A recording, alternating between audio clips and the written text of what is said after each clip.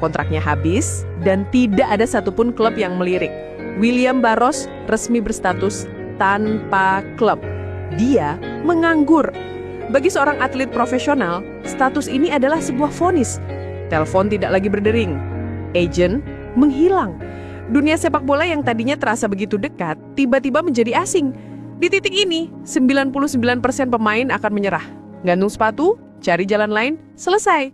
Tapi William Barros ada di dalam 1% sisanya. Ketika semua pintu tampak tertutup, satu telepon berdering dari tempat yang tidak pernah dia duga. Dan dari titik terendah itulah sebuah kebangkitan dimulai. Tapi kebangkitan itu tidak terjadi secara ajaib, terutama di klub sebesar Persib. Ada sebuah alasan, sebuah desain. Jadi, apa sebenarnya yang terjadi di balik layar? Apa formula yang mengubah seorang pemain yang tersisih menjadi senjata andalan?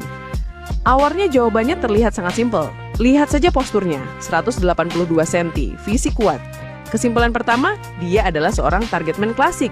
Tembok pemantul, pemenang duel udara. Logis kan? Tapi ternyata jawaban itu salah, atau lebih tepatnya tidak lengkap. Disinilah kejeniusan taktikal seorang Bojan Hodak masuk ke dalam cerita. Dia melihat sesuatu yang mungkin tidak dilihat orang lain.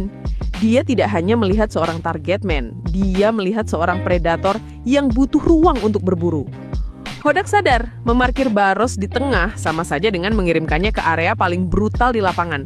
Sebuah penjara yang dijaga dua bek tengah lawan yang paling kekar. Di sana, dia harus adu fisik terus-menerus, melelahkan, dan mudah ditebak. Maka Hodak melakukan sebuah eksperimen brilian. Ia menggeser Barros ke sisi kanan. Dari kanan, permainannya berubah total.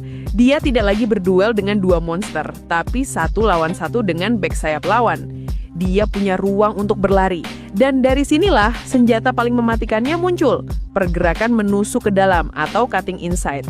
Dia menyerang dari blind spot pertahanan lawan, membuat dia jadi ancaman yang tidak terduga.